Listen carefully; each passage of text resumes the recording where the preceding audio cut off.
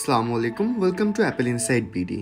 আমরা জানি যে 25 এপ্রিল বাংলাদেশে লঞ্চ হয়ে গেল ইসিম, যেটা লঞ্চ করেছে গ্রামীণফোন। তো আমরা ইসিমটা আমাদের দেশে যেহেতু প্রথম লঞ্চ হয়েছে, সেহেতু আমরা ইসিমের সাথে যথেষ্ট পরিচিত না। তো ইসিমটা কি, ইসিমের সুবিধা অসুবিধা, এগুলো নিয়ে আজকে আমাদের ভিডিও। তো আমি প্রথমে একটা ভিডিও অলরেডি বানিয়েছি যে ইসিম কি। তো আজকে আমাদের ভিডিওর টপিকস হচ্ছে ইসিমের কিছু পজিটিভ সাইড, কিছু নেগেটিভ সাইড। তো এগুলো আলোচনা করার আগে প্রথমে আমাদের জানতে হবে ইসিমটা আসলে কি। ইসিমটা হচ্ছে inverted SIM, that's mean electric SIM বা ইনভার্টেড সিম। তো এই সিমটা আসলে কাজ করে কোনো ফিজিক্যাল সিম ছাড়া আপনার ফোনে একটি ভার্চুয়াল সিম লগ ইন করে দেওয়া হবে।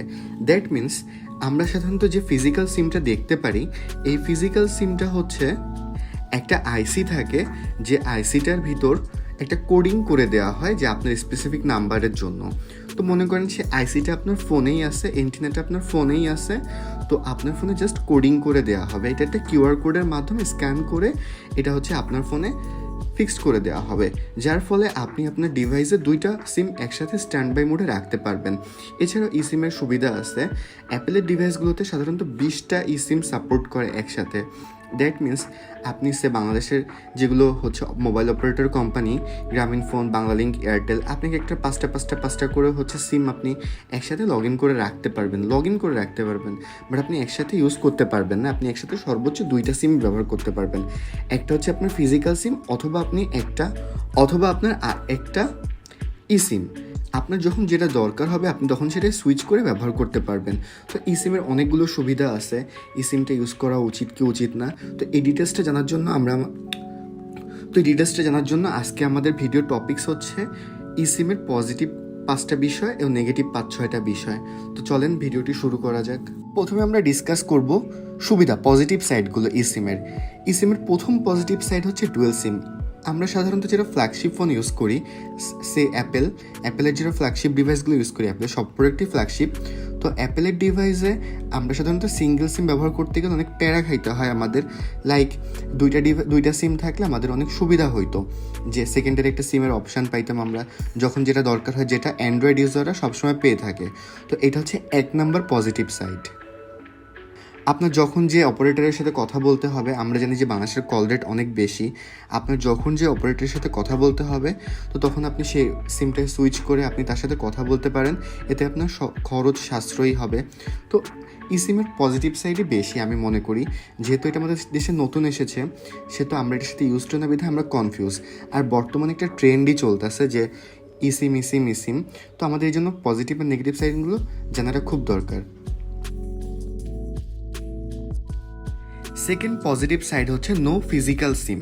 দ্যাট মিনস আপনার কোনো ফিজিক্যাল সিম ফোনে ইউজ করা লাগতেছে না। দ্যাট মিনস আপনি যখন ইচ্ছা তখনই আপনি ফোনের সিমটা ব্যবহার করতে পারতেছেন, কিন্তু আপনার ফোনে কোনো ফিজিক্যাল সিম থাকবে না। এটা একদিক দিয়ে পরিবেশ বান্ধব। তারপরে আপনি এটা অনেক সুবিধা আছে, যেমন মনে করেন আপনি ফোনটা হারাই ফেললেন, তো তখন এইসব ব্যাপারের জন্য অনেক সুবিধা। যেহেতু আমরা বিষয়টার সাথে নতুন, সেহেতু আমরা এটা ইউজ টু হইতে বুঝে উঠতে আমাদের একটু সময় লাগবে। ফিজিক্যাল সিম যেহেতু লাগতেছে না, সেহেতু এটা পরিবেশ বান্ধব। এছাড়াও এটা সেকেন্ডারি সিম থাকা অনেক বেশি হেল্পফুল আমি মনে করি। এটা আমার পার্সোনাল ওপিনিয়ন, যে আপনি একটা সিমের জায়গায় 2টা সিম ইউজ করলে, বাংলাদেশে অন্তত 20-30% পার্সন আইফোন ইউজ করে যারা সিঙ্গেল সিমের ফোন ইউজ করে। তো তারা একটা সেকেন্ডারি ফোন ইউজ করে, এর জন্য 2টা ফোন ক্যারি করা একটা ঝামেলা। তো তখন আপনার যখন সেকেন্ডারি একটা সিম থাকবে তখন আপনি একটা সেটই ব্যবহার করতে পারবেন, এবং এই একটা সেট ব্যবহারের মাধ্যমে আপনি 2টা সিম ইউজ করতে পারবেন, যার ফলে আপনার অনেক দিক থেকে সেভিংস হবে। একটা আপনি কর্পোরেট নাম্বার ইউজ করতে পারেন, একটা ফ্যামিলির জন্য ইউজ করতে পারেন, ফ্যামিলি নাম্বার, অফিসিয়াল নাম্বার, ডিফারেন্টভাবে আপনি ইউজ করতে পারবেন। থার্ডলি, ইসিম হচ্ছে ফিউচার টেক। দ্যাট মিনস আমরা ফিউচারের দিকে এমন ডিভাইসের দিকে যেতে যাচ্ছি যেগুলো আমরা অনেক আগে ম্যাট্রিক্স মুভিতে দেখে আসছি, তারপরে আরও অনেক জায়গায় এক্সাম্পল দেখছি যে শুধুমাত্র কাচের মতো সেট হবে। দ্যাট মিনস ফোনে আইসি খুব কম থাকবে। দ্যাট মিনস আমরা দেখতেছি যে ফিউচারের ফোন অনেক বেশি পাওয়ারফুল হচ্ছে, এবং ইন ফিউচারের দিকে টোটাল ডিভাইসে কোনো পোর্টলেস ডিভাইস ক্রিয়েট করতে যাচ্ছে সবগুলো কোম্পানি।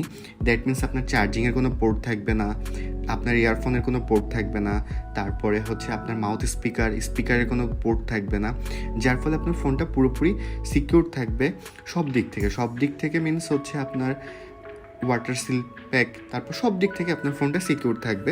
তো এর জন্য আস্তে আস্তে করে আমরা এই ইসিমের দিকে ধাবিত হচ্ছি। এইটা একটা প্রথম স্টেপ আমি মনে করি আমাদের ওয়েলকাম করা উচিত, যে এরকমভাবে চলতে থাকলে আমরা ফিউচারে আর অনেক নতুন নতুন ইনোভেশন পাব। ফাইনালি আমি যেটা মনে করি সবথেকে বড় ইম্পর্ট্যান্ট বিষয়, যে ইসিম 20টা সাপোর্ট করে। 20টা, can you imagine? That means আপনার ফোনে একটা ফিজিক্যাল সিমের পাশাপাশি আপনি 20টা সিম আপনার ফোনে লোড করে রাখতে পারবেন, বাট স্ট্যান্ড বাই থাকবে 2টা সিমই অনলি। আমি আবার বুঝায় বলি যে আপনার ফোনে ফিজিক্যাল সিমটা সবসময় অন থাকবে, আর আপনার ফোনে 20টা সিম লোড করা থাকবে, সর্বোচ্চ করতে পারবেন আপনি। তো আপনার যখন যেটা দরকার হবে আপনি তখন সেটা ব্যবহার করতে পারবেন। মনে করেন আপনার 5টা এক্সট্রা সিম লোড করা আছে 5টা কোম্পানির, বাংলালিংক, এয়ারটেল, তারপর সিটিসেল, তারপরে হচ্ছে রবি, তারপর গ্রামীণফোন, কথার কথা। তো আপনার যখন গ্রামীণফোন দরকার হবে তখন গ্রামীণফোনটা শিফট করে নেবেন, আপনার যখন বাংলালিংকটা দরকার হবে আপনি বাংলালিংকটা শিফট করে নেবেন। তো আপনার যখন যেটা দরকার হবে আপনি তখন সেটা শিফট করে নিতে পারতেছেন। তো এটা আপনার জন্য অনেক বেশি সাশ্রয়ী হবে সব দিক থেকে। তো এটা অনেক বড় একটা সাপোর্ট ইসিমের, আমি পার্সোনালি মনে করি। আমি বলতে চাচ্ছি যে ইসিমটার প্রাইস কত করেছে। আচ্ছা, ধন্যবাদ স্যার তথ্য জানতে চাওয়ার জন্য। ইসিএম প্রাইস হচ্ছে 200 টাকা স্যার, ঠিক আছে? আচ্ছা আচ্ছা, আর হচ্ছে এটা কি সিক্ত সিমটাতে করা যাবে? আচ্ছা, ফিজিক্যাল যে সিমটি আছে সেখান থেকে আপনি ইসিম এ রূপান্তর করার যে প্রসেস সেটি জানতে চান। আপনার গ্রামীণফোন এবং স্কুলের সিম এটির জন্য এলিজিবল স্যার। আচ্ছা, আমার আরেকটা কোশ্চেন হচ্ছে যে ই সিমটা বেসিক্যালি তো হচ্ছে একটা হচ্ছে ইলেকট্রনিক সিম, তো এই সিমটা তো হচ্ছে ইন্টারনেটের মাধ্যমে কাজ করে, তাই তো? জি জি। তো এটার জন্য কি আমার আলাদাভাবে ইন্টারনেট প্যাকেজ কেনা লাগবে সিমটা অ্যাক্টিভ করার জন্য? আচ্ছা, আসলে ধন্যবাদ আপনাকে তথ্য জানতে চেয়েছেন এর জন্য। এটা হচ্ছে স্যার, আপনি যখন এই সিমটি অ্যাক্টিভেট করবেন, জি জি। অ্যাক্টিভেট করার সময় আপনাকে ইন্টারনেট কানেকশনটা অ্যাক্টিভেট রাখতে হবে, কারণ হচ্ছে তখন একটি কিউআর কোড স্ক্যান করতে হবে আপনাকে। ওই কিউআর কোডটি স্ক্যান করার জন্য আপনাকে মূলত এই যে ইন্টারনেট কানেকশনটা যেটি আছে এটি চালু রাখতে হবে স্যার, ঠিক আছে? এবং স্যার যে রেগুলার যে ডাটা প্যাক আপনি ব্যবহার করেন জি জি। সেটি দিয়ে এটি করতে পারবেন। কোনো প্রকার আলাদা কোনো ডাটা প্যাক বা বান্ডেল প্যাক আপনার ক্রয় করতে হবে না স্যার। আচ্ছা আচ্ছা আচ্ছা, আরেকটা ইনফরমেশন দরকার ছিল যে হচ্ছে ঢাকার বাইরে কবে দিতে পারে? ধন্যবাদ তথ্য জানতে চান। তবে স্যার এখন পর্যন্ত আমার কাছে এই ধরনের কোনো প্রকার আপডেট দেওয়া হয়নি যে ঢাকার বাইরে এটি কখন দেওয়া হতে পারে। তবে পরবর্তী সময়ে অবশ্যই স্যার আমাদের ওয়েবসাইটে একটু নজর রাখবেন। আচ্ছা আমাদের ওয়েবসাইটে অবশ্যই এই বিষয়টি নিয়ে হাইলাইট করে দেওয়া হবে যখনই এই বিষয়টি নিয়ে আবার কাজ করা হবে। অর্থাৎ ঢাকার বাইরে অন্যান্য জেলায় যখনই এই সিম সাপ্লাই শুরু হবে জি জি। অবশ্যই আমাদের ওয়েবসাইটে পাবেন আপনারা। ওয়েবসাইট থেকে দেখে দেখে আপনারা জানতে পারবেন বিষয়টি। এবং তখন যদি আপনাদের কোনো প্রকার কনফিউশন থেকে থাকে জি জি। আপনারা পুরো আমাদের সাথে যোগাযোগ করবেন, আমরা এই বিষয়টা আপনার কনফিডেন্স দূর করে দিতে পারবো স্যার, ঠিক আছে? আচ্ছা, আরেকটা জিনিস, 5G আসলে তো আমরা এই সিমটা থেকে 5G ইউজ করতে পারতেছি, তাই তো? জি অবশ্যই অবশ্যই। যেরকম আপনারা 3G সিম থেকে আপনার 4G করার জন্য রিপ্লেসমেন্ট করে নিতে হতো, ঠিক সেরকম আশা করছি যদি কোনো প্রকার সিস্টেম পরিবর্তন না হয় এই সিম থেকে আপনার রিপ্লেসমেন্ট করার মাধ্যমে 5G করতে পারবেন, ঠিক আছে? বুঝতে পারছি বুঝতে পারছি। আচ্ছা ঠিক আছে, হ্যাঁ, থ্যাংক ইউ। তো এত সময় আপনার একটা রেকর্ডিং শুনতেছিলেন, আমি হেল্পলাইনে ফোন দিয়েছিলাম, ফোন দিয়ে তাদের কাছ থেকে কনফার্মেশন নিয়েছি যে ই সিমের ব্যাপারে কী কী বিষয়গুলো আছে। তো আমি এখানে নেগেটিভ সাইডই বেশি পাইছি। তো প্রথম থেকে শুরু করি। তো প্রথম পয়েন্ট হচ্ছে যে স্কিটো সিমটায় ওরা আমাকে বলেছে যে স্কিটো সিমটা মডিফাইড করা যাবে।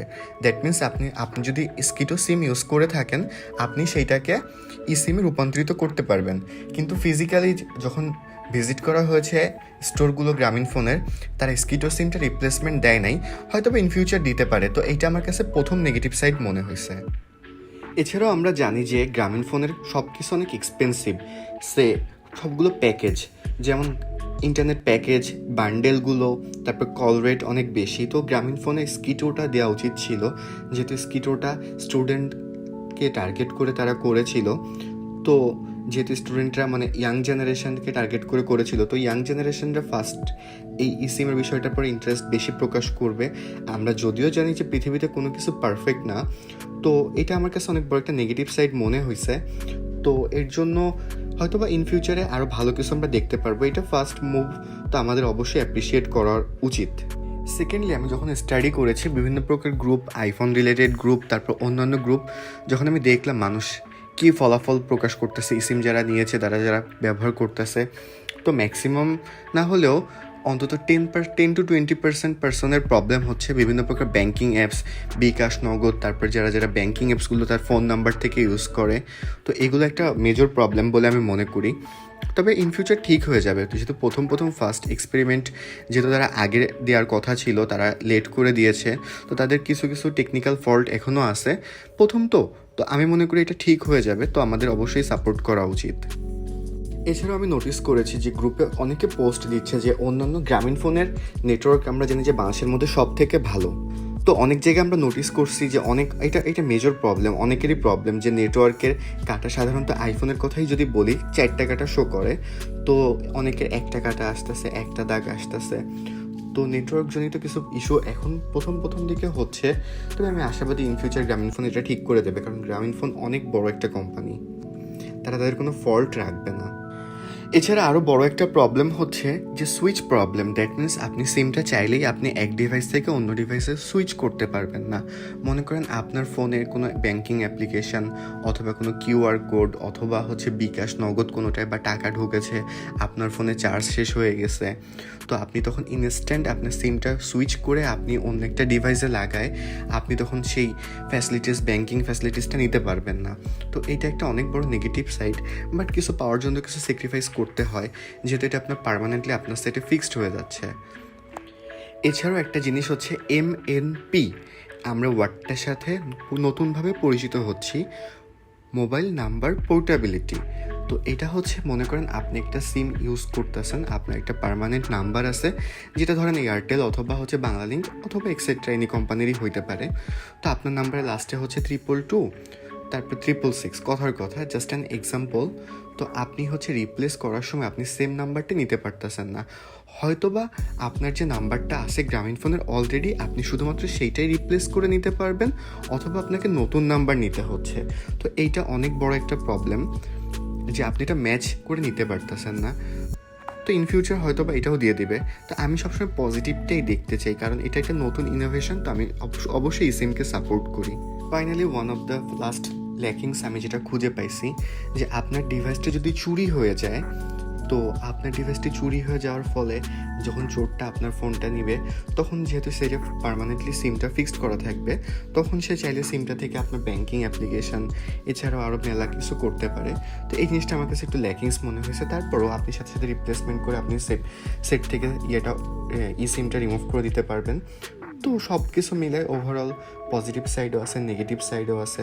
তো আমি পার্সোনালি মনে করি সিমটাকে আমাদের সাপোর্ট দেওয়া উচিত, আমাদের ইউজ করা উচিত। আমরা এটা ফিউচার। তো এই হলো ওভারঅল এটা সম্পূর্ণটাই আমার পার্সোনাল ওপিনিয়ন ছিল। আপনাদের মতামত আমার মতামতের সাথে নাও এক হইতে পারে।